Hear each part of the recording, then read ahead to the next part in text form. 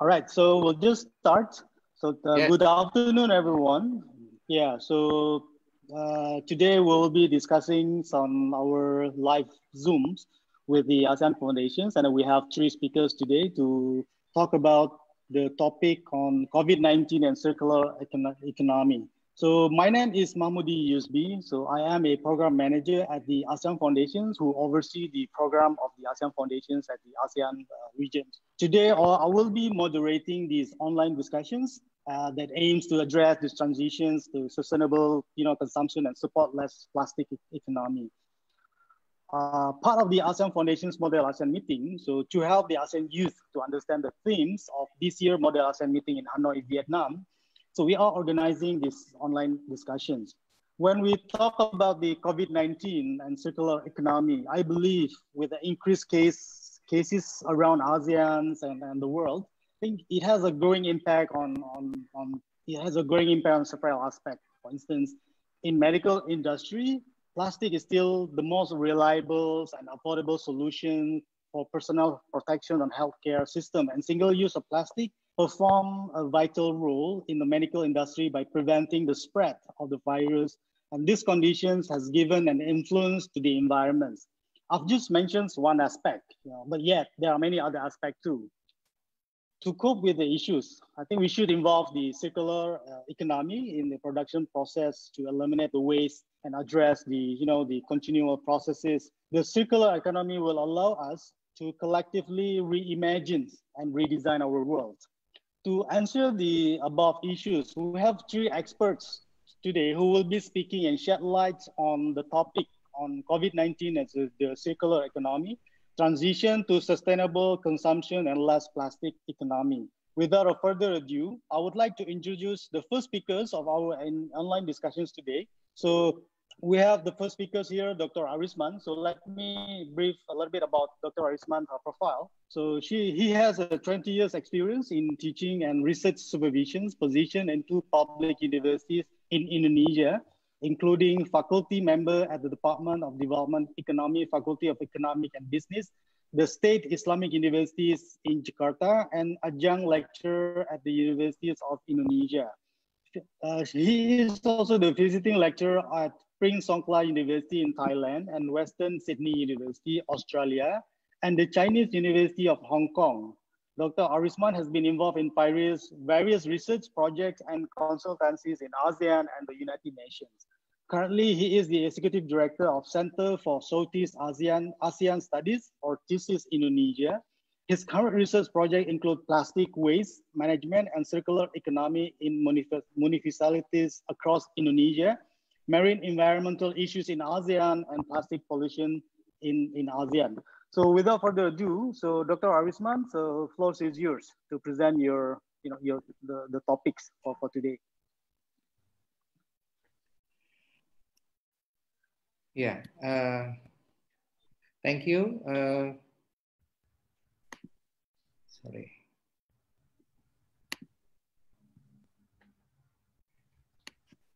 Thank you, Mahmudi, and also Dr.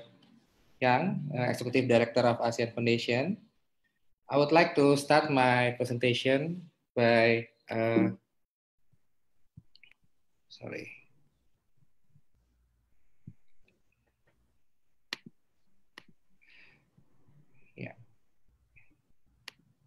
Yeah, as we know that UN, United Nations, declared that plastic pollution is one of the global crises. So related to the current condition, the COVID-19 pandemic, this is also forced us to rethinking this current problem, especially the plastic problem. So as we know also, after this pandemic, we move to we call it the new normal. So one of the approach is circular economy.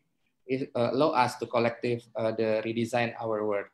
So we can reflect what kind of world after the pandemic. Yeah.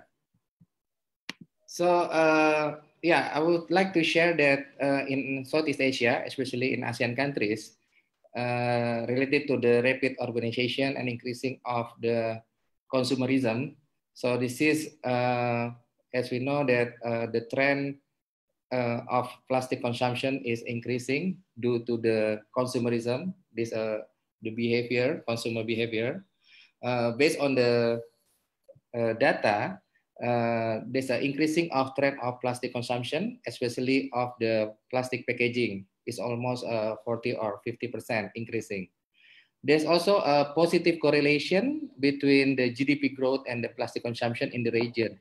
So if we look at several countries here, there's 5 countries in Southeast Asia. There's Indonesia, Malaysia, Thailand, Vietnam. So this is also the relation between the income per capita increase and then the plastic consumption. So what is the meaning of this condition? So it means we are over consume of the plastic related to the, we call it the plastic economy. Even there's more industry using the plastic for their packaging, including the health industry, consumer goods. So now there's a discussion. Arisman, so Dr. Arisman, have you shared your screens with the audience? Oh, not yet, yeah. Not yet, yeah. So perhaps you can share your screens and talk through the. Yeah. Okay. Let me, sorry. Yeah. Okay. Just a second.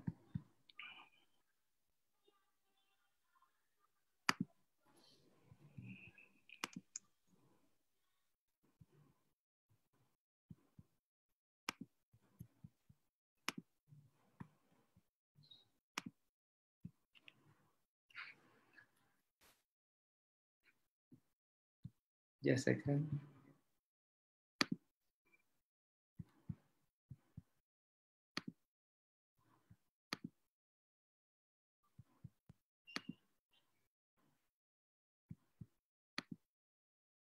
Okay.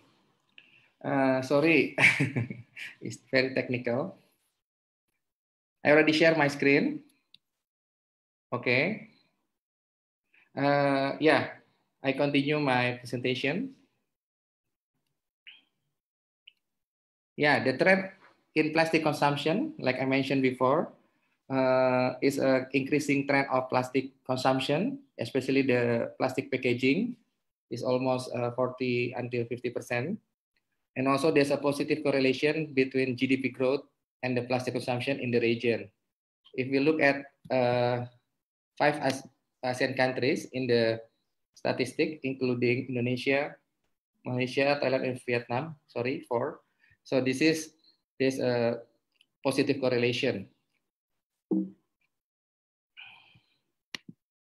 Yeah. Yeah, the plastic economy, what does it mean of plastic economy? All the economics activities using plastic, like I mentioned, about the consumer goods as a packaging, or also another sectors like health sectors. Usually the concept is, we call it a linear concept. Now we want to transform to, we call it circular. What is the linear? The consumers take the product, make and dispose the product, become waste. Now, how to minimize the waste? So this is related to the concept of circular economy and SDGs, especially the 5 SDGs, SDG 6, 11, 12, 14, and 15, which is relevant to reducing the input and the impact of plastic waste to the terrestrial and the marine ecosystem.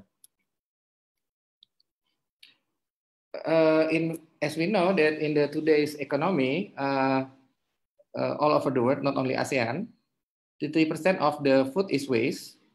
Car seat unused 90% of the time. Office is used only 60 and until 65% of the time. That's why now the trend also how to do the co-working space, sharing the office. This is one of the optimize the space of the office. And then 86% of the plastic packaging is not recycled. So this is also a challenge for the company, consumer goods company, to recycle their packaging. Some of company in, as I know, like Unilever already done a lot of research to do this. So the principles of the circular economy itself, there's three principles. The first is design out of the waste and pollution. This is also challenging, how to design out the waste. The second one is keep product and material in use. This is why we call it circular, because no product become waste. The third one is regenerate natural system. This is also related to the biological ecosystem. So what is circular economy? Circular economy is a new economic model. Actually, is the consideration is how the resource constraint and find a way how to reuse, recycle, and the product. But don't forget that circular economy is not only about recycle. So they are focusing on how to minimize the use of resources, reuse the product and services, how to make designs more sustainable, improving the system more efficiency, and minimize the externalities, especially the negative externalities.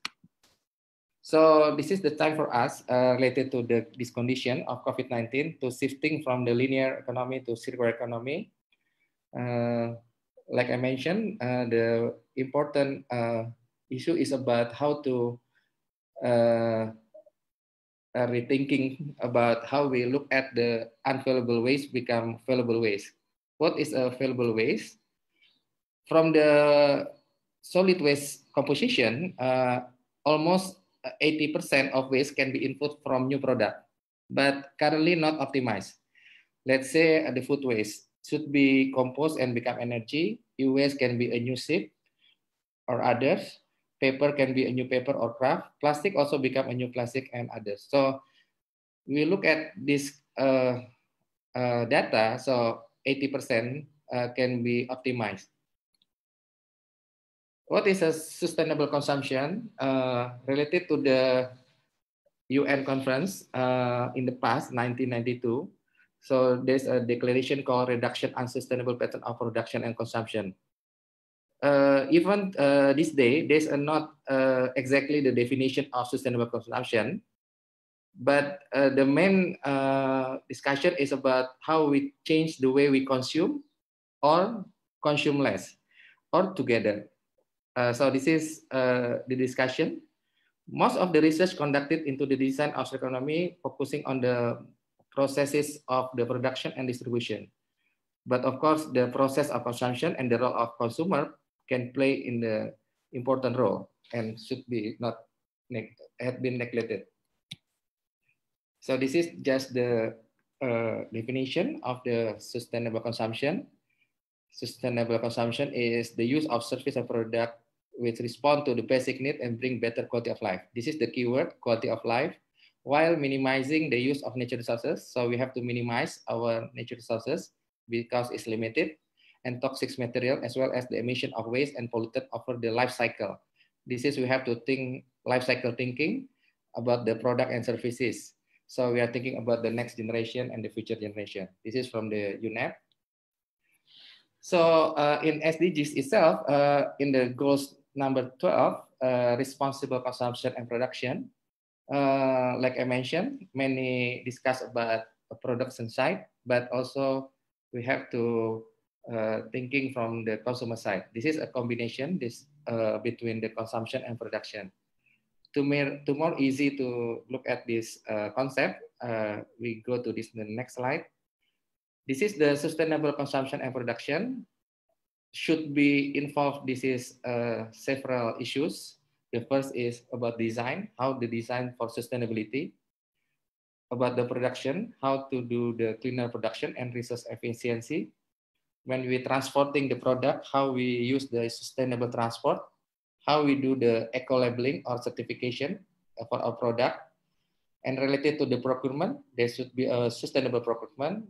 And also come to the marketing, we have to use the sustainable marketing. And as a consumers, we have to change our behavior to be more sustainable lifestyle, And this is the last one related to the sustainable resource waste management and resource management. So this is a big picture of the sustainable consumption and production. So the key is moving from a linear economy, but again, this is a long process because circular economy is a new concept, especially in ASEAN itself. If I'm not mistaken, from 10 ASEAN countries, Singapore quite advanced on this, but the rest of the countries still struggling with the waste management system and infrastructure, because should be a holistic approach from the production side and also from the consumer side. So all stakeholders, not only government, also private sector should be involved, as well as the household or the consumers. So from the consumer side, what we can do is, again, like I mentioned in the previous slide, we have to change our consumer behavior, the way we consume. Looks like the COVID-19 also give us a reflection that now we have to stop or at least reduce our consumption. It's also good for us to reflect for these several months. We are not too much on traveling. We are not too much on eating outside. So this is part of the time for reflect how this concept become reality. So this is all my presentation. I'm happy to continue with the discussion. Thank you so much, Mr. Mahmudi. Look forward for the discussion. Thank you.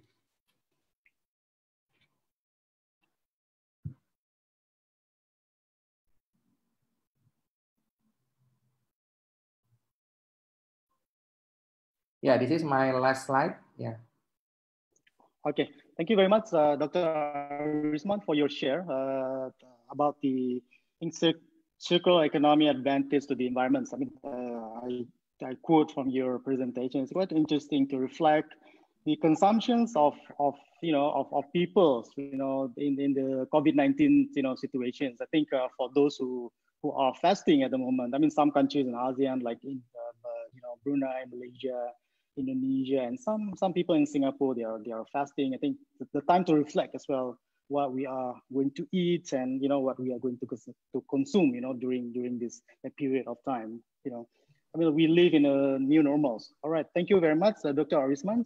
Now I'm going to give a floor to our speakers from Norway. So Dr. Marianne Karlsson. Good morning, Dr. Marianne Karlsson. I think still in the morning, right? In Oslo, in Norway.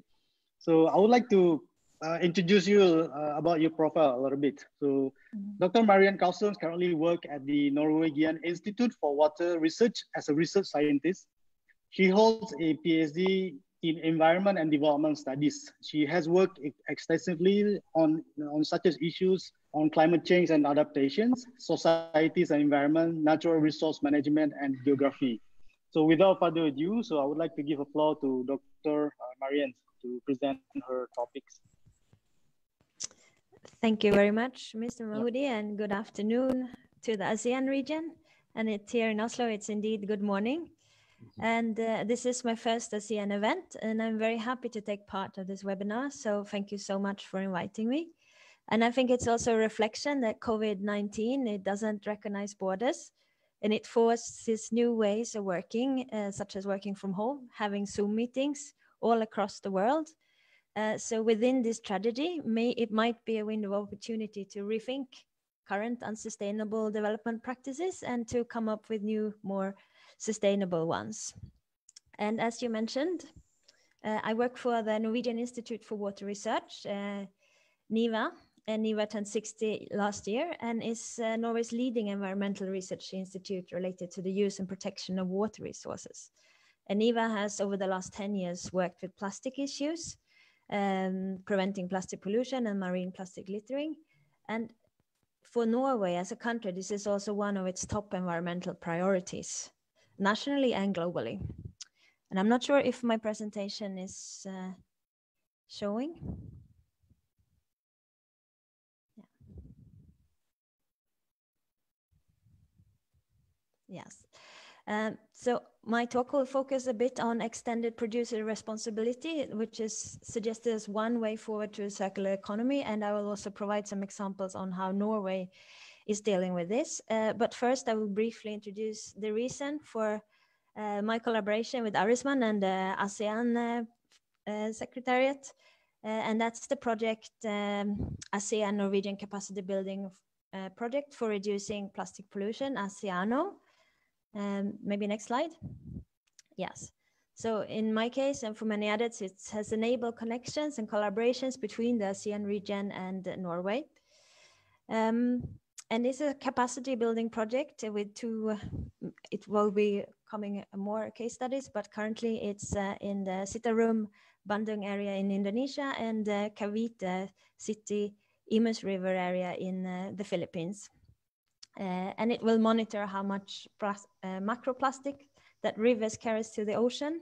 There's not so much data on that as of yet. It will also analyze the effectiveness of existing policies, as well as looking into how households and consumers behave and what small enterprises and industries can do to develop production measures. And I think this is a great opportunity for Norwegian and ASEAN efforts to reduce plastic pollution. And one of the approaches promoted to transition to a circular economy in Europe, as well as in the ASEAN region, is this concept extended producer responsibility. It's seen as a vital part of the picture to ensure that plastics and its value stays in the economy and gets out to the environment, and also to support a transition to a sustainable circular economy. And this is to transform the linear economy that Arisman talked about, take resources, make something out of the resources and dispose them into a circular economy where waste is seen as a raw material that can be made to be valuable again.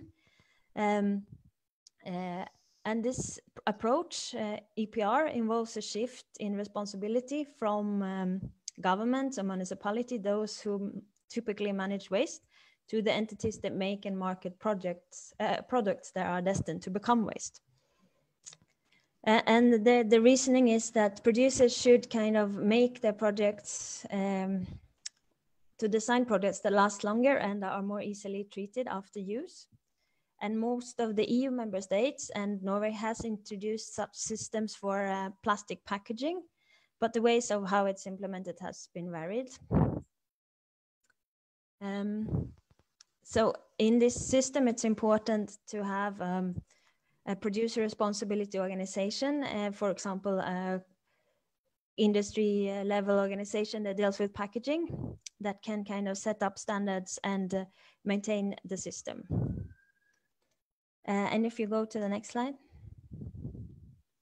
And the implementation of this kind of policy, that means that the polluter pays principle.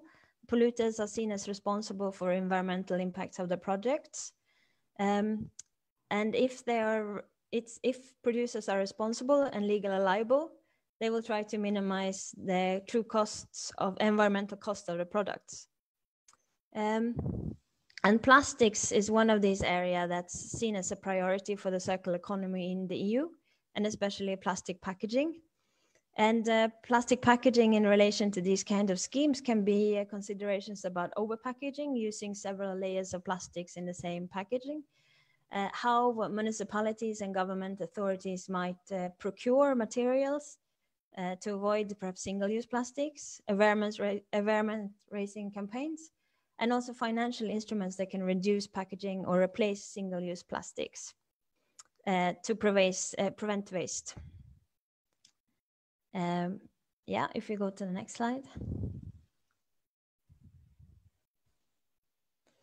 In this scheme, there's a range of different stakeholders involved, both at the government level. They have to have someone setting up guidelines and standards, and you have to have the producers engaged, and also the ones that manage brands. And some waste management agency that carries out the actual collection, transportation, and disposal of waste on behalf of the consumers, recyclers, processors of the materials that can be produced, waste collectors. This can be both urban local bodies, or it could be more informal waste pickers or waste workers. So there's a range of different stakeholders that have a role. If you go to the next one. But even for conscious citizens, plastic is almost unavoidable, and living plastic free requires a lot of effort and time that can only be afforded by very few. And as already been mentioned, plastics come in different forms and are produced for different purposes. And some of its uses are absolutely necessary. Maybe we've seen this particularly during this crisis in medical use and so forth. Single-use plastics are vital to combat COVID-19 and other medical issues. But most single-use plastics are perhaps not, and it will be interesting to see after this crisis if, for example, takeaway, when people do more of their shopping online and when people take away perhaps more food, if this has changed. So if we look at the, I'm not really done. So waste generation is also associated with wealth levels or GDP levels, as Arisman said. So Europe and northern countries are doing much worse per person in terms of waste generated than almost all the ASEAN countries. So Europe and Norway has big challenges with generation. And I will just briefly go into how Norway is dealing with this issue now. If you go to the next. Next slide, yeah. So I think in Norway, as in many other places of the world, plastic pollution has risen as a very visible and a very emerging environmental issues, helped by issues like this whale pictured here, stranded with 30 plastic bags inside it on the coast of Norway. It's really brought attention to the damage that plastic pollution and waste do to marine mammals and marine life. And so it's quite a highly visible environmental issue publicly. It's easy to understand, perhaps more easy to understand than other controversial issues, climate change or ocean acidification, for example. And this is an issue where most of the Norwegian actually support strong policies, but the current level of consumption remain high still. And as you see, there's almost 30 kilos of plastic waste generated per person in Norway. And I think that's probably way more than you would see in most ASEAN countries. Okay, next. So EPR in Norway has mainly consisted of voluntary initiative, but also some government mandated ones. For example, plastic packaging is part of a directive that it has to be manufactured and put on the market in a way that some of the material can be used or recycled. But it has so far been implemented on a voluntary basis, and this might change soon. And we also have a system where 95% of the Norwegians has the opportunity to segregate waste from household wastes. And one thinks that around a third of the household plastic waste is separated into, put forward into recycling. However, it's quite difficult to do something proper with this waste generated from households because it combines a lot of different types of plastics. And it's also very cheap now to produce new plastic products and difficult to find markets for different kinds of recycled plastics. So there's still challenges involved in this. And we have industry initiatives, plastic bag fees that contributes to a plastic foundation that in turn distributes money to projects that reduce plastic litter. That's supposed to now I think they have a call out for plastics and the COVID. So they support projects that are supposed to reduce plastic. And we have a very high rate of recycling of plastic bottles. The more companies recycle, the less tax they have to pay. And also each customer has to pay a deposit for each bottle. So this encourages thinking in citizens that this bottle needs to be returned. And we also had efforts of recycling fishing gear, because that's a problem, particularly in the northern region. Lost fishing gear that's actually of quite high plastic quality can be used and referred to other materials. Yes, next. And there's also city approaches, Oslo, where I'm currently in. It's joined as Plastic Smart City initiative.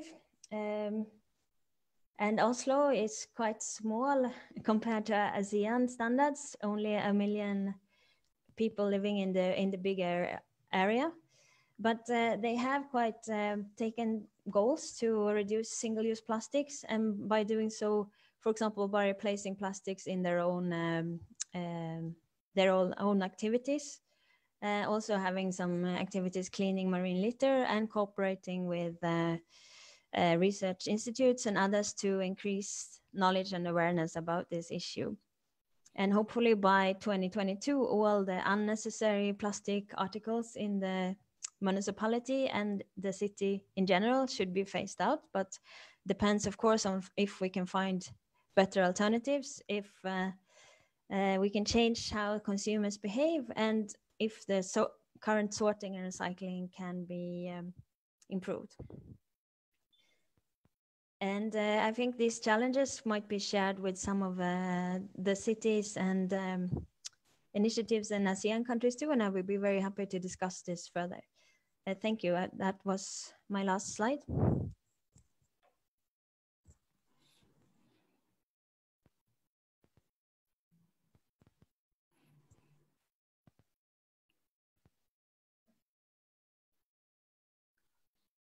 Okay, thank you very much, Dr. Marianne, for your presentations. I think it's inspiring, to learn what Norway has done and the project that you are currently doing with CSEAS. And I believe, the people consumptions after pandemics will be very interested to learn whether, people are going back to use plastic, and how, plastic waste is going to be treated, after the pandemic. And thank you for that. And now we are going to another speakers, I think third speakers of the day. And after this, I will allow the participants to ask questions, and I'll be inform you on how to ask the questions after this last panelist. So our last speaker is Mrs. Kirana Agustina from World Resource Institute. So let me brief her about her profile a little bit. So Ms. Kirana worked as a policy specialist for Global Plastic Action Partnership, where she part of the global team and a partnership in the implementations of the GPAP strategic plan to support the Indonesian governments in achieving their target to reduce 70% of ocean plastic pollutions by 2025. She has a scientific background in marine science and just finished her postgraduate program in September 2019 with Chevening Scholarship at the University College London on environment, politics, and society. And she researched on ocean plastic politics of scales and Indonesian National Plan of Action. Okay, so without further ado, I would like to give a floor to Mrs. Kirana. Yeah, the floor is yours. Thank you, Mahmudi, and good afternoon to all ASEAN Foundation colleagues and our esteemed panelist speakers as well, Pa Arisman and Marianne from Norwegian Institute. So I would like to share my presentation. Okay.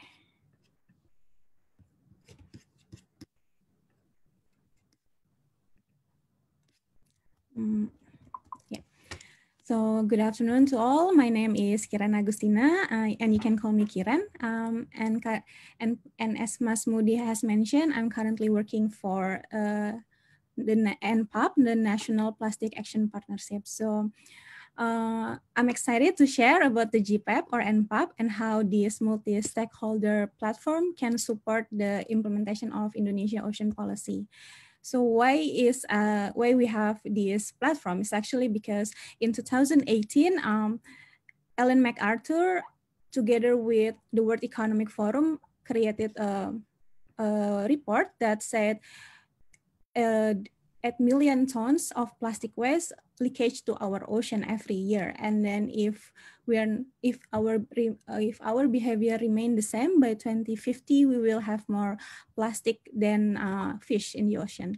But then the Global Plastic Action Partnership believe that we can have the world without plastic waste, and it is possible.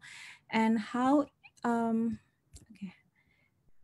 then how it will achieve. So the World Economic Forum initiated GPAP, or it called Global Plastic Action Partnership, as an ambitious public-private platform to translate the commitment to address the plastic pollution into the tangible action through the circular economy as well.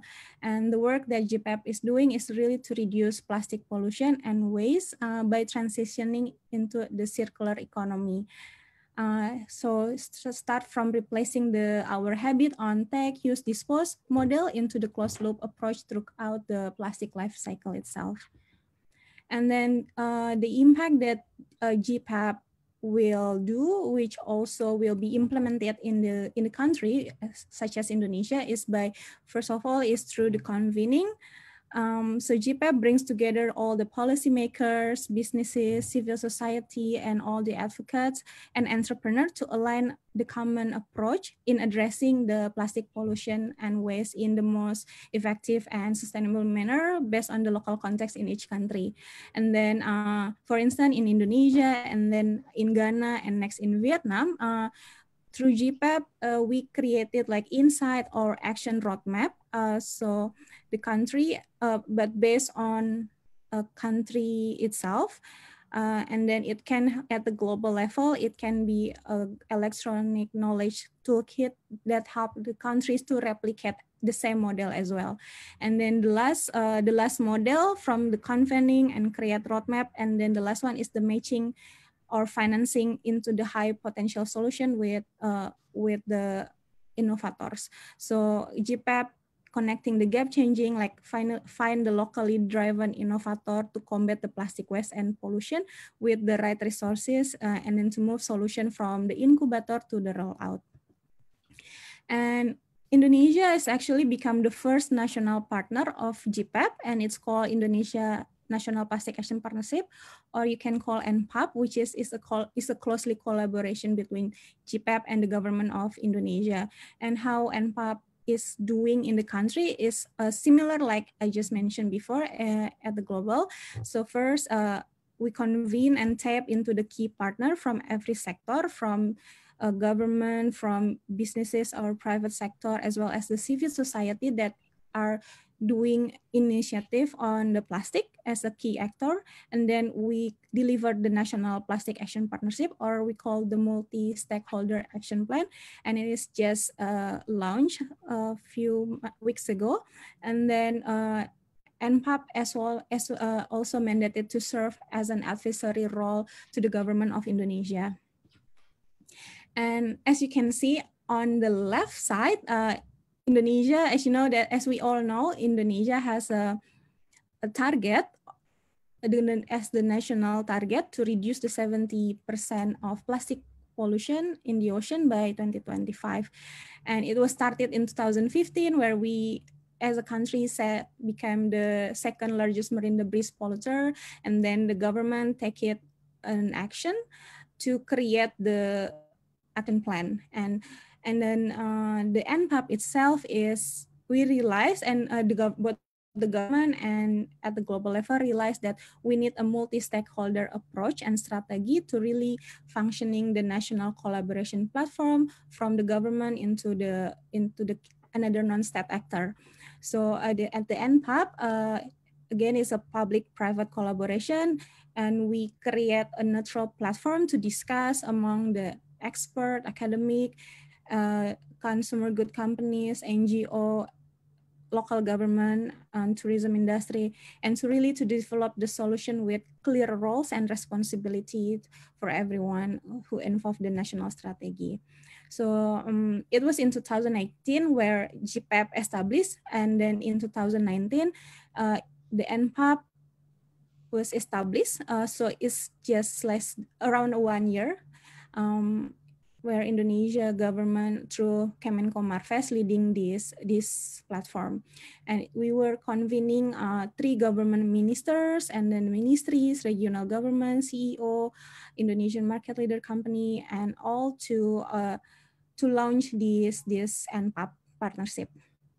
And after 1 year, through Systemic, we got a support to do the baseline study analysis. And as we can see in this slide, Indonesian is actually like record 6.8 million tons of plastic waste we generated, and then 61% is not collected, and only like 39% formal collection through formal and informal collection.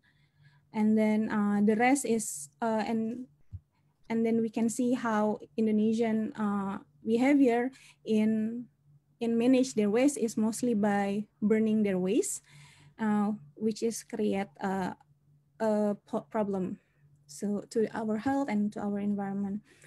And then the work or the report is actually based on, we divided or the Systemic create 4 archetypes based on mega, medium city, rural, and remote. And interestingly that although people in mega or medium city generate more waste, but the capacity to manage their waste is higher than people in rural or remote area. So we can see here on the right side, in the rural area and in the remote, they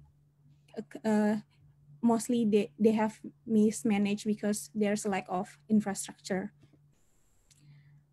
And then so Systemic or the NPAP itself, under the report, we divide into 2 model or scenario.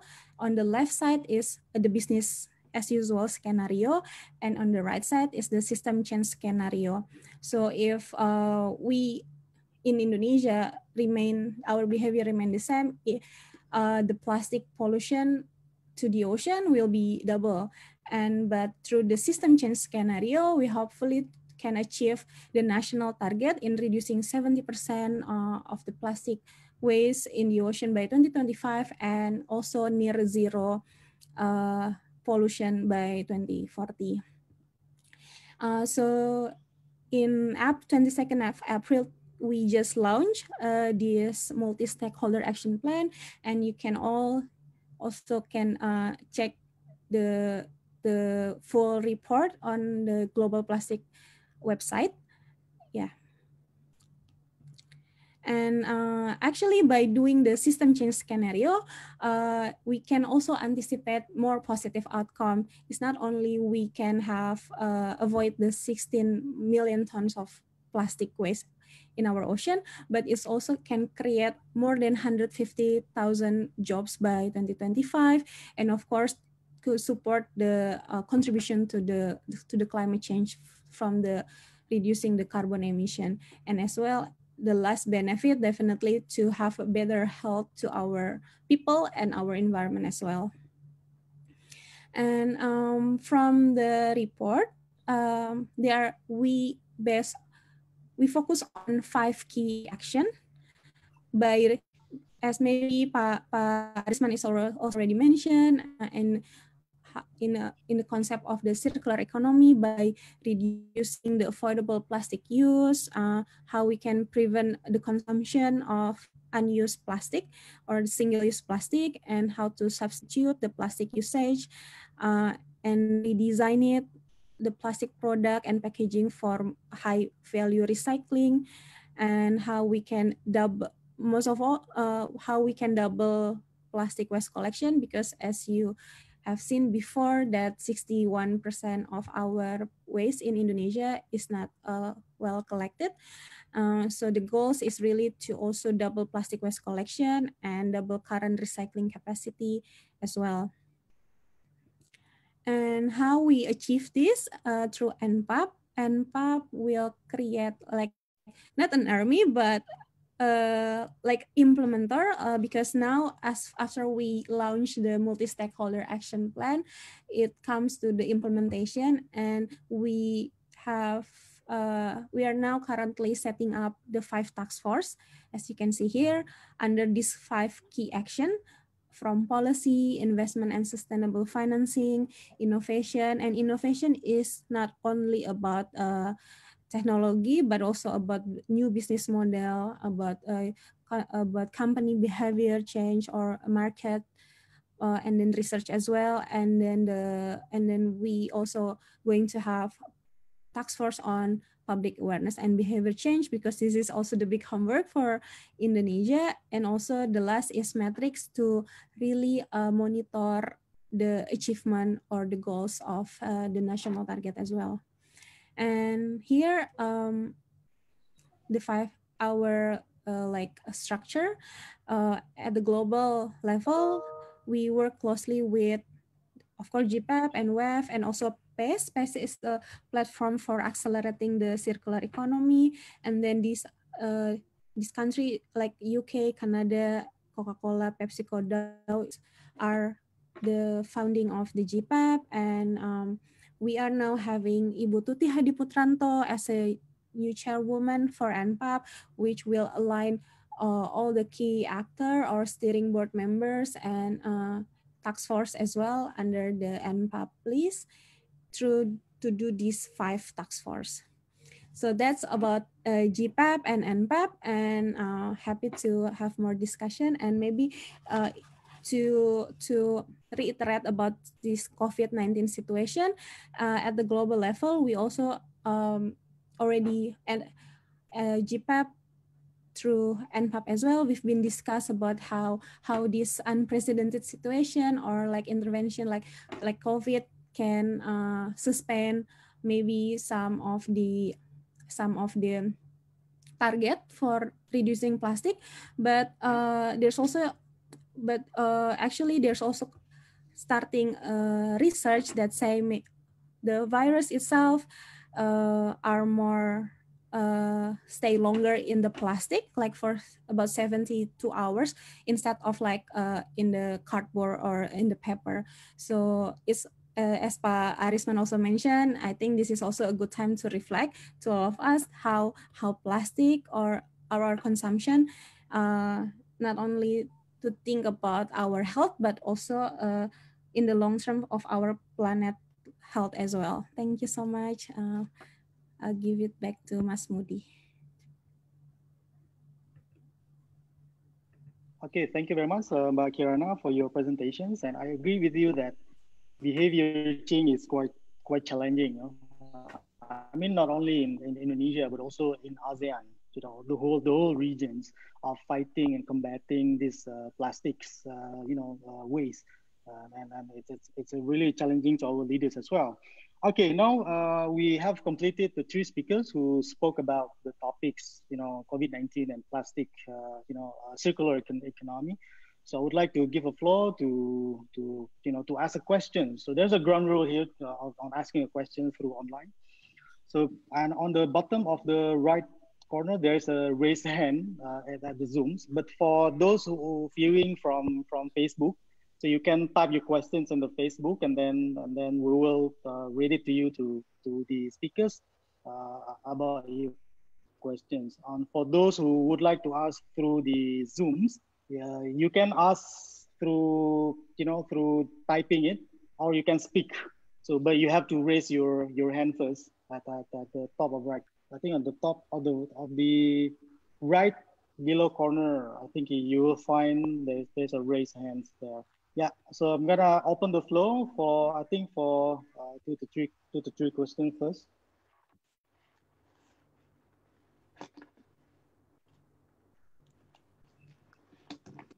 So I haven't seen. Okay, let me check the questions from. Oh, there's one. Okay, there's one questions from actually from our directors, Dr. Yang Ming. So she asked the panels actually during the COVID-19. So any improvement to the environment? So I would like to give a floor to Dr. Arisman to respond to the question first. Meanwhile, I'll be storing other questions later. And afterwards, I'll give a floor to Dr. Marianne and Mbak Kirana. So, yeah. Dr. Arisman. Yes, yeah, thank you, Mahmudi. Yeah, of course, if we read many news in the past 2 months, it show a positive impact of the COVID-19 to the environment, especially for, let's say, for the ocean, for the forest, for the all the ecosystem. So in Europe, maybe in several rivers, they are more clean, including in Southeast Asia maybe. But the question is not only about the impact to the ecosystem, but after we return from the COVID, I mean, after the recovery or after the post-pandemic, we come back to again to do the same things. And if we don't change our behavior, I believe it's also become an issues again. So this is again to reflect because we change our behavior because we have to do it. Forced by the COVID. If we don't have a COVID-19, I'm not sure this condition happen. Yeah, people said now if you look at the skies, you can see the blue skies and there's less pollution because the manufacture or the production is stopped. But again, this is should be changed from the two sides, from the producer side, from the production, and also from the consumer side. So this is why I mentioned about the SCP, Sustainable Consumption of Production, because the key principle of this SCP actually is there's 4 key principles. The first is improving the quality of life without increasing environmental degradation. This is quite challenging because especially in Southeast Asia, we are in the stage of economic development. People still, what we call it, productive, and we want to do more production. So this is, of course, the impact to the environmental degradation. And how about the future generation, these resources, especially the natural resources? The second one is decoupling the economic growth from the environmental degradation by reducing material or energy. As we know that now many discussion about renewable energy and find the alternative materials. Yeah, still going on, but it's good. I mean, there's a transition to that area. And then the third one is applying the life cycle thinking. This is a new one, how we move from linear thinking to the circular thinking, the life cycle things. Because to close the loop, because the basic principle of circular economy is close the loop. So not from the cradle to grave, but from cradle to cradle. This is also still challenging for ASEAN countries, I think, because they're still using we call it technology 1.0, 2.0, 3.0, not 4.0. So this is not like in Europe. Maybe Marianne can share with us what Europe already, the status production in Europe now, more on the green production, green company. But I'm not sure in ASEAN. But the last one, yeah, of course, related to the materials and resource efficiency. This is again result of our overconsumption. So the easy one is we change our consumer behavior, because from the producers, of course, they want to maximize their production to get more profit. This is a typical of company. So yeah, there's a discussion about social enterprise, green company now. But yeah, basically the company should make a profit, so they have to produce as much as they want. So this is the first from me first, Mahmudi, my response. Thank you so much. Okay, so yeah, any comments from Dr. Marianne? I can comment from a European perspective, perhaps. Yes. And I also, of course, this when we're forced to be still and not do so much, it benefits the environment. We've seen that, but I think more so also, and that's quite a tough one now. I think a lot of countries in Europe and probably around the world are going into an economic recession. This will, of course, also impact how we consume. most of us will consume less with less disposable income. And this is, of course, a problem for the well-being and social welfare of countries, but it's also might be an opportunity to transition to a more sustainable economy.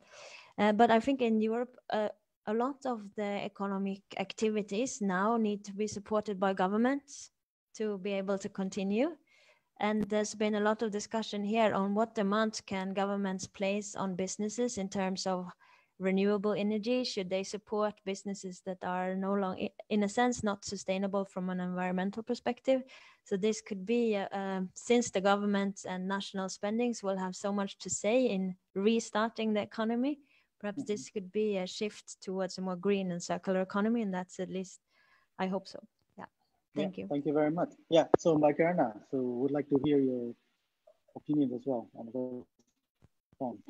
Thank you, Mahmudi. Maybe just like to add the comments from Arisman and Marianne. In the spirit of collaboration, I think I'm agree that all level has to take action from the government, from business and industry, as well as we are as a consumer or as a civil society. And I think if we want to see this kind of the opportunity as well, then we also need to really now start to work together with not only about thinking about the environment, also the health, our health.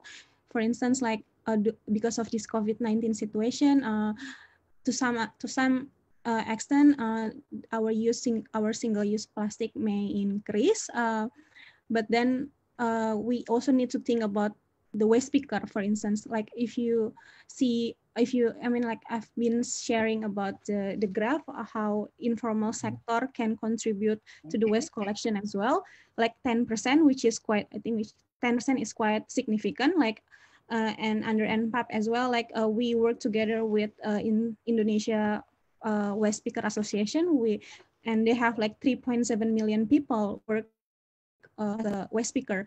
And then this COVID can also, how to say, like risk their health because of this our single-use plastic.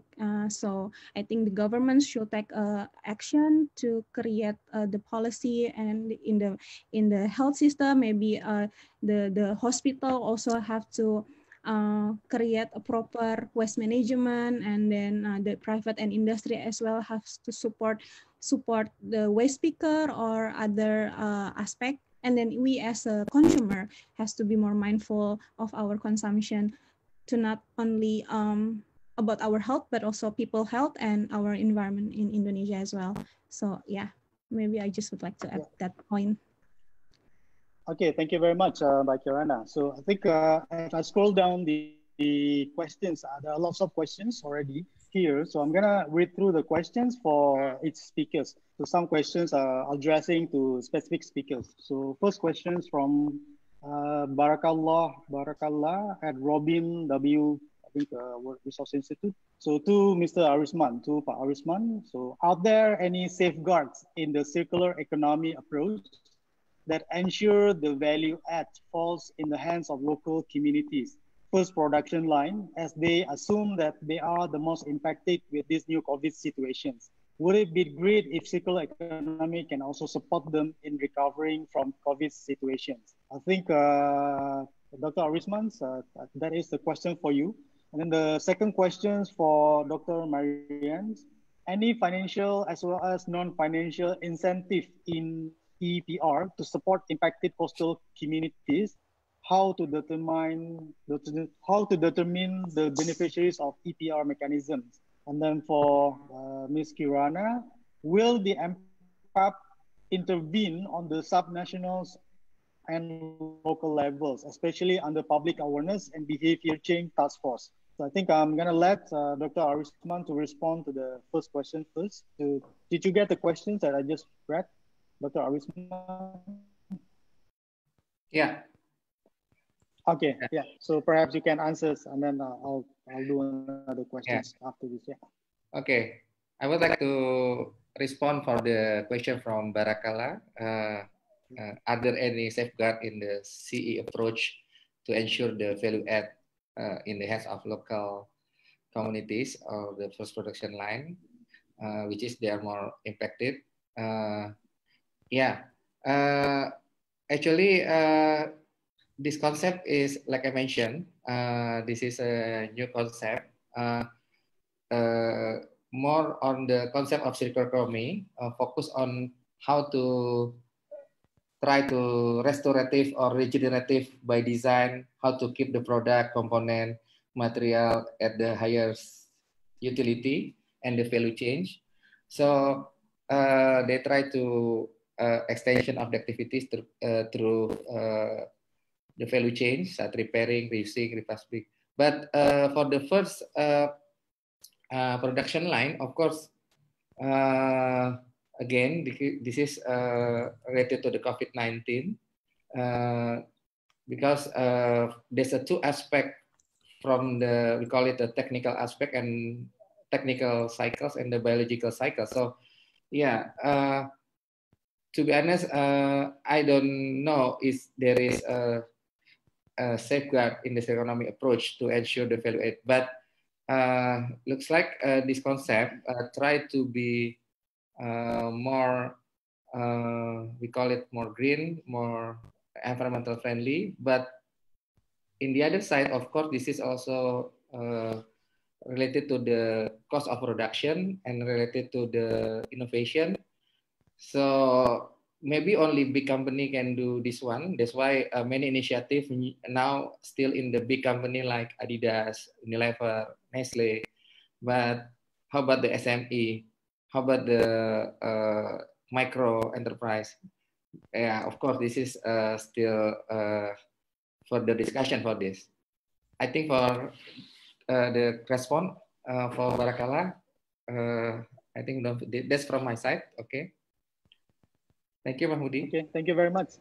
Yeah, thank you very much, Dr. Arisman. So I would like to have Dr. Marianne to answer questions on any financial as well as non-financial incentive in EPR to support impacted coastal communities. How to determine the beneficiaries of EPR mechanisms? Are to you to understand the question?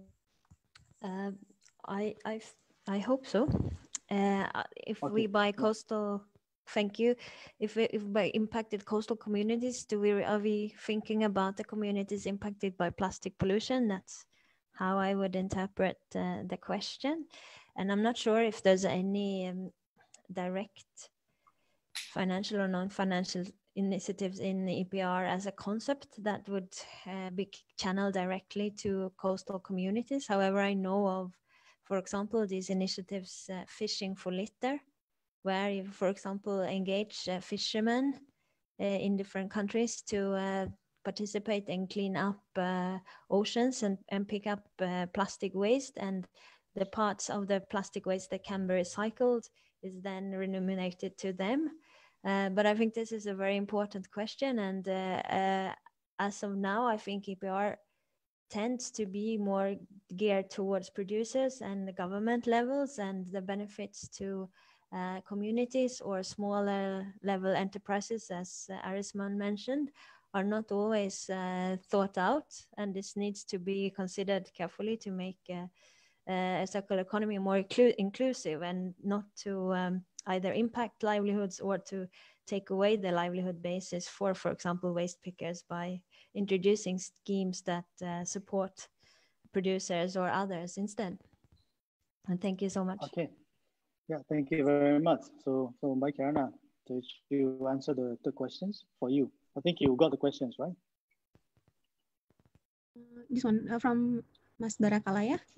Will the impact intervene? Yeah. Okay, thank you so much, Mas Bara, for the question. And to answer this, yes, we will, because as we all agree that the local government has a powerful role in really manage the waste in the local area. And NPAP is actually already engaged with several local leaders such as Ibu Risma in Surabaya and as well as Mayor of Denpasar in Bali.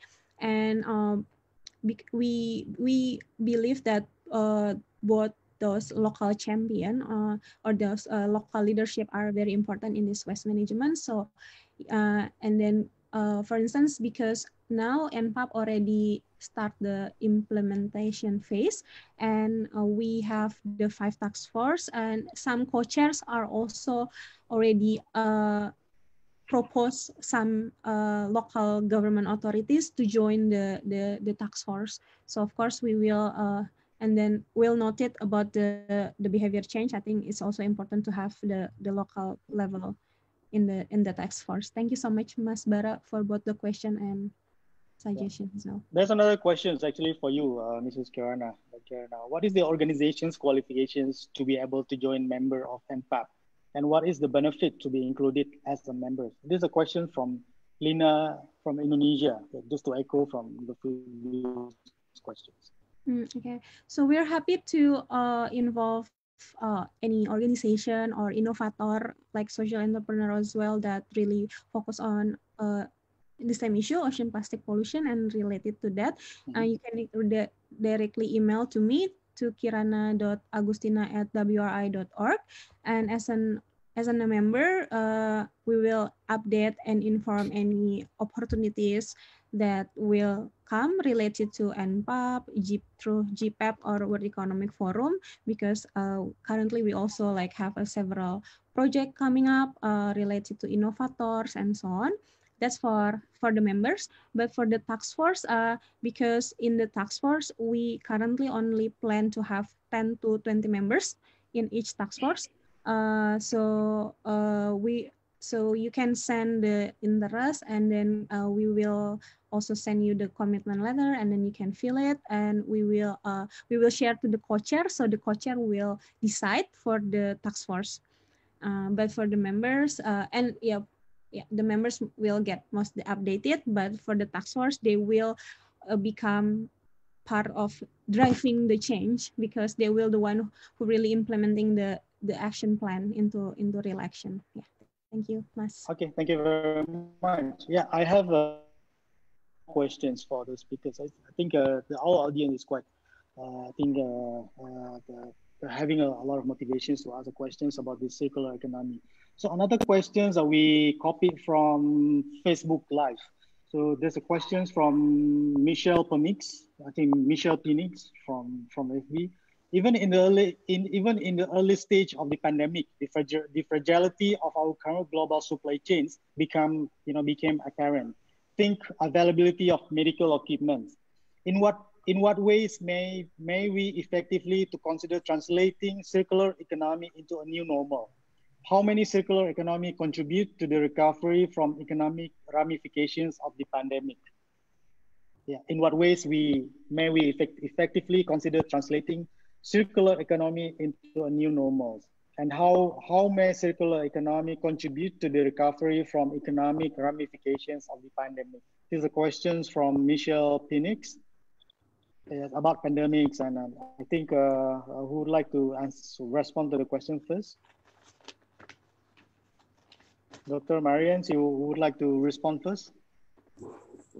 Yeah, I think for some reasons, this fragility of the global supply chains, that in itself maybe, although I'm not an expert on this, maybe an incentive also to use the resources that we have in hand in our countries and regions more wisely, because we now seen that some of the global links that we've taken for granted are fragile, and as soon as an event like this happens, they might not guarantee our continued supply. So I think we will probably see a resurgence in maybe a more regional or national focus on how we use resources, and try to incorporate some of the resources that we have in hand into our production chains.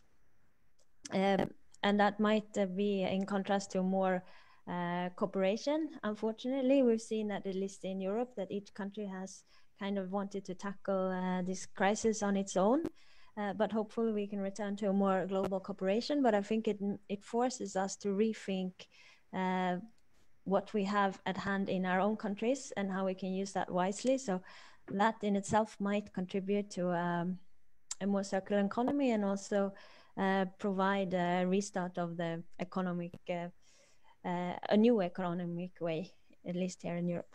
Thank you so much for the question. Okay, thank you very much, Dr. Marianne. I think Dr. Arisman, you would like to respond to the questions?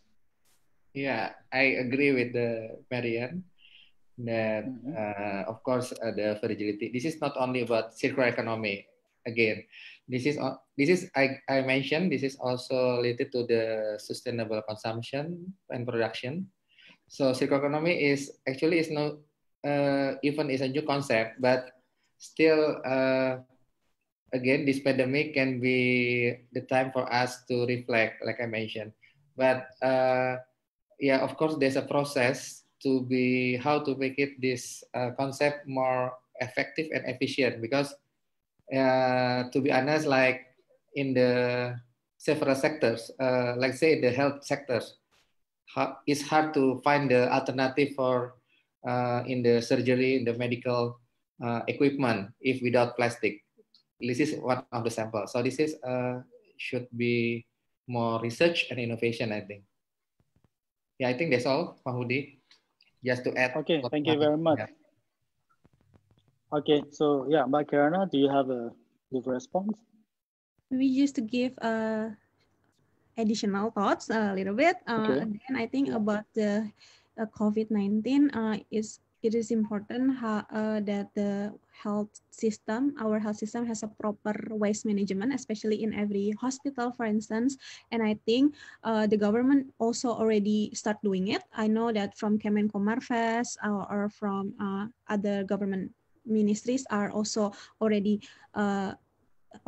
think how to properly manage the waste from the health system after, especially during this COVID-19. And as we know, for instance, from LIPI, our research science institution, they are also just spread the survey how this during this COVID-19 about the waste in the waste the rate whether it's increased or not. And then I heard from the LIPI colleague that in Pantai Indah Kapuk, in the fishermen is actually now they said the fishermen said the waste of our consumption are getting less, but from the health, like from the masker and medical waste, are increased. I think this is also interesting to see how the fishermen can also be part of the citizen science or be involved in this COVID-19 work. And agree with what Pak Arisman mentioned. We need more innovator. For instance, like zero, if during the last digital launch in NPAP, we had a speaker from Zero Waste Living Lab, which they provide support to startup in Indonesia. And Kecipir is one of the groceries, and then during this COVID, their income is increased four times. So maybe we need more innovator that to see how this challenge can become the opportunity to all of us. Because yeah, even before this COVID, to tackle this plastic pollution is already ambitious target, and even with this unprecedented moments, it's even more difficult, and we need more people to work together to solve this. Thank you. Yeah, thank you very much, Kirana. So I think there's another question for you, but then I think the persons could ask your questions directly. I think how to join a member as impact organizations. Perhaps the questions can be directed to your email a bit later. But there's another question from Celestine's Joy. I think this person is from Philippines. I think I think the questions for the three speakers. What is the indicator then? What is an indicator then a country or a place to have a successfully shifted to a circular economy realistically? How long it will take? Has there been any case study about it? If yes, please tell what happened. You can read the question through the column line as well. Yeah. So yeah. Yeah, I think okay. Yeah, Pak Arisman, you would like to respond first. Yeah. What are the indicator, especially in ASEAN countries, to transform to circular economy? There's a research by AREA. AREA is ASEAN Research Institute based in Jakarta. They try to do research on the stages, or they call it the maturity of the CE, circular economy. So I have the data on that. They try to make a ranking, like I mentioned in the beginning, Singapore in the first rank, and then followed by Malaysia, Thailand, Indonesia, and Philippines. So they divided by some criteria or indicator, like the readiness of the industry, the government regulation or policy support, and others. I forget. But my point is, there's a research on that. So I can share with you if you want, please. Okay, thank you very much. Yeah, so is there any other response from the speakers on these questions?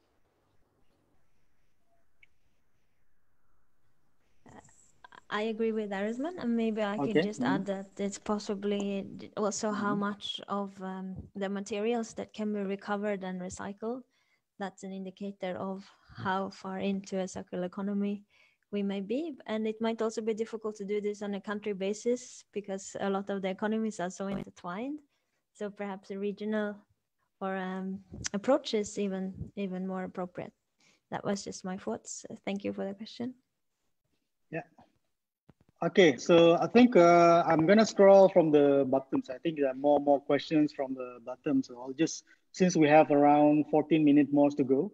So another question, if I scroll down from the bottom, so, okay, so questions from Dina. I think following up Tri Puji's Wahyuni's questions, I think, okay, how the developing countries manage the increasing medical waste due to COVID-19? Yeah, is there any speakers you would like to respond?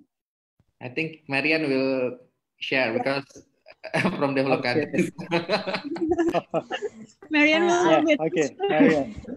Thank you for that question. Okay. It's very relevant, but I don't know. I think they manage the medical waste as they have been before, as like a hazardous waste, probably. So I'm doubtful that a lot of it will be able to be recycled and used in any other way. Probably a more taken care of or incinerated or in waste that doesn't that prevents further contamination. That's but I don't really know, to be honest. So it'll be interesting to see after all this how different countries with perhaps different pressures on their medical systems and use of medical things have dealt with this. So that's the best I can say. Sorry. Thank you. Okay, yeah, thank you very much for your response. I think another question from Delmali Hajal. So most of the relief goods that the government is distributing is packed with plastic. And how can we encourage the government to make the public aware that using plastic is not quite good? I think this is about, behavior change again, Yeah, so any speakers would like to respond? Perhaps Mbak Kirana, since you are working in the NPAD Secretariat, somehow it's part of the government as well. Yeah. Yeah, thank you. So under NPAD, actually, we will setting up this behavior change task force very soon after financing and innovation task force. And yeah, definitely there will be part of the discussion as well. We are not the co-chairs actually coming from NGO, ASWI, Alliance Zero Waste Indonesia, which has 10 NGOs member under ASWI, as well as Ministry of Education and Culture and Nahdlatul Ulama as well. So we will, I cannot really answer that right now, but the clear action will be during the discussion with the co-chair, especially after all the member will come. But it will definitely part of it. Yeah, the behavior change is really the main, the big homework for Indonesia. Yeah. So yeah, maybe for Arisman, you would like to say something on this? No, it's already clear by Kirana because she's in charge for the public awareness of plastic with this initiative. Yeah. I think many initiatives in the local, but how to synergize all the initiative like mentioned by Kirana.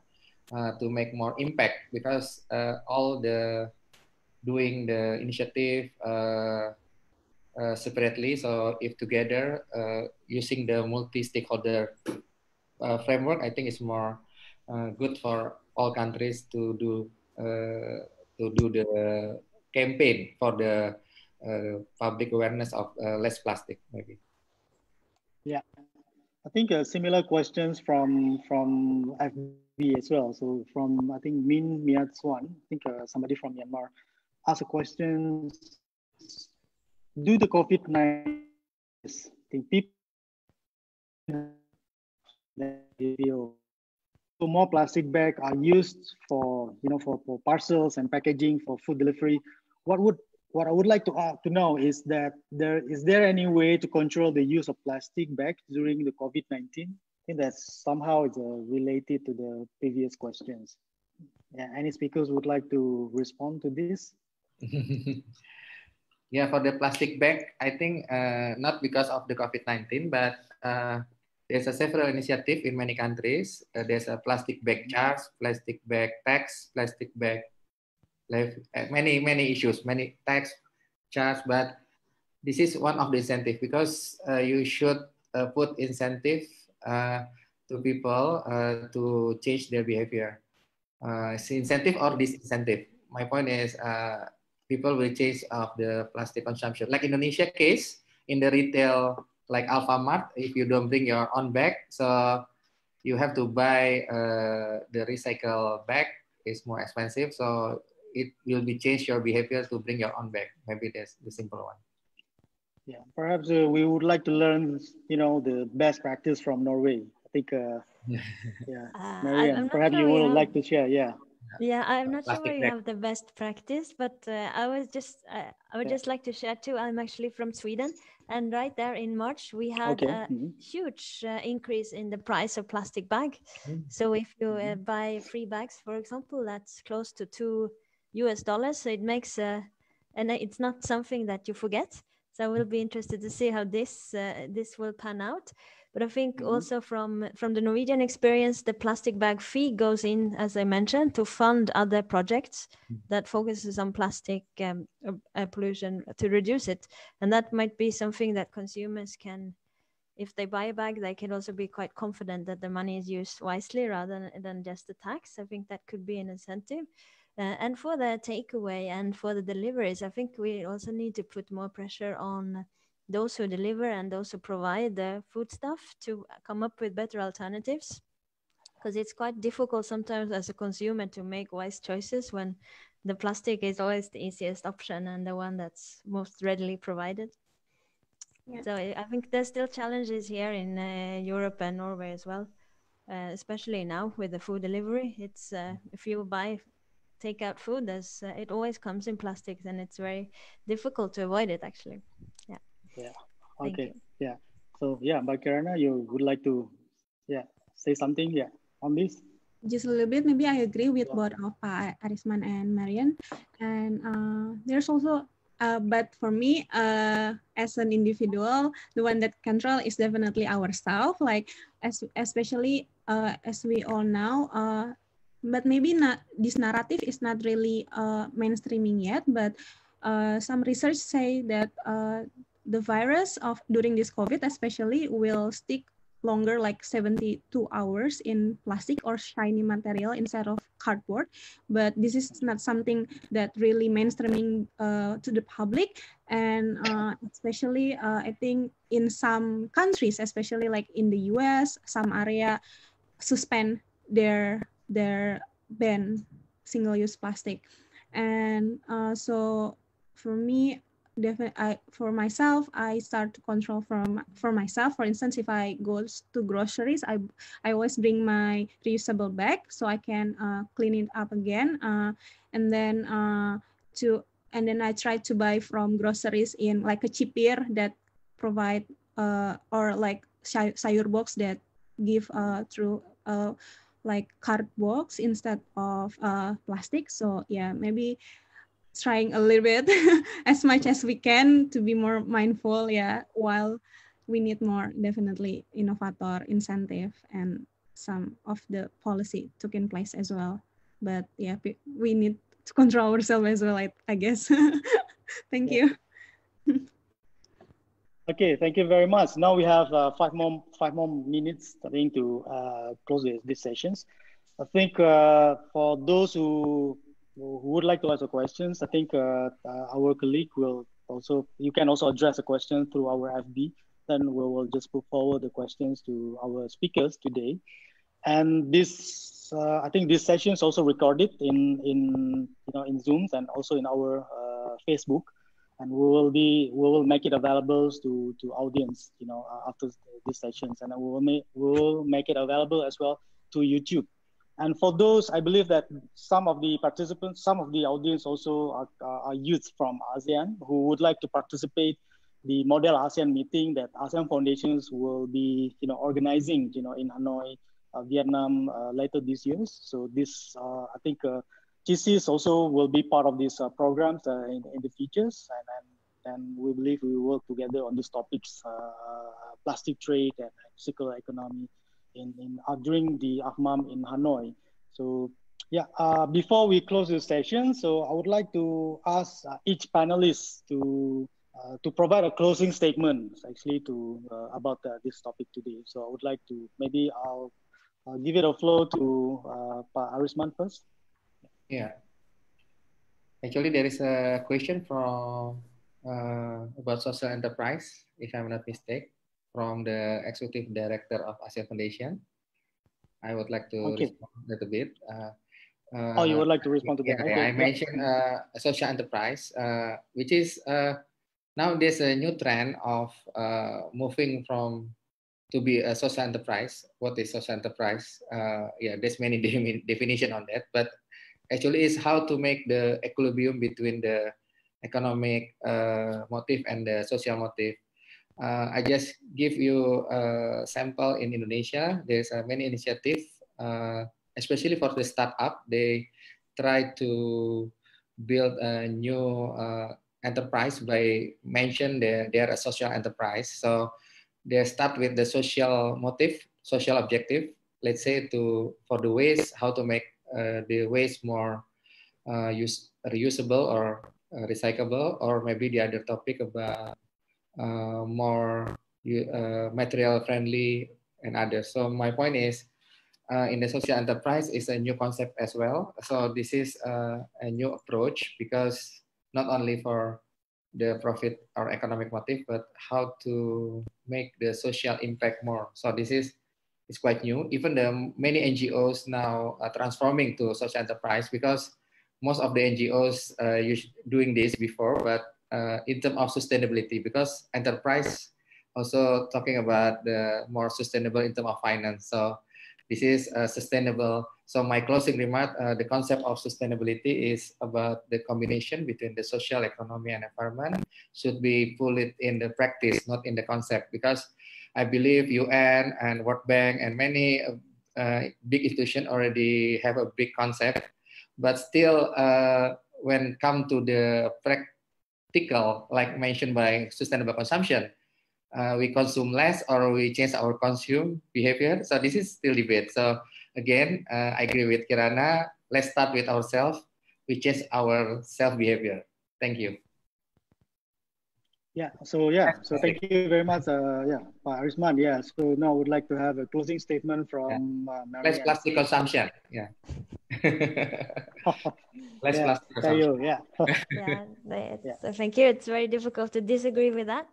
I also think it's important to continue to collaborate on this issue and to learn from each other. That Norway has a lot to learn and Europe has a lot to learn from the initiatives in the ASEAN countries, and also the initiatives that Kirana mentioned, and how individuals or communities are tackling this problem, how one on a small scale might be able to transfer to a more circular economy. And to learn from that perhaps is a good start for upscaling and turning bigger regional areas and national economies into a more sustainable direction. So I hope that we can continue collaborating and learning from best practices and approaches to deal with plastics and to reduce plastic consumption. Thank you. Okay. Thank you very much, yeah, Marianne. So I would like to give the floor to Kirana to give a closing statement. Thank you, Mas Mahmudi. So I think we, as an individual, must aware that we are all change maker. We need to find out our role between ourselves, how we can do as an individual, what we can do in the professional level in our work. Either it's a filmmaker, teacher, businesses, everyone has a role to play in terms of this issue. And then as a global citizen, because part of us is also part of the global. And I hope that we can also understand that role as well. Yeah, like either to choose our leader to be the one that has a more sustainable thinking, and yeah, so on and so forth. Yeah. Thank you. Okay. Yeah. Okay. Thank you very much. So finally, we come to the end of our discussions, and I would like to say thank you to the panelists for the very inspiring sessions, of today's discussions. At last, we would like to say thank you to all the attendees and who make their time to participate these discussions today. And I hope you all stay safe and and healthy wherever you are. So yeah, so don't forget to wash your hands. So I hope everyone are healthy. And thank you very much. And I look forward to seeing everyone in the next discussions. Yeah. Bye. Thank you, everyone. Thank you So much. Bye. Bye. Thank you, Arisman, Marianne, Mas Mahmudi. Thank you.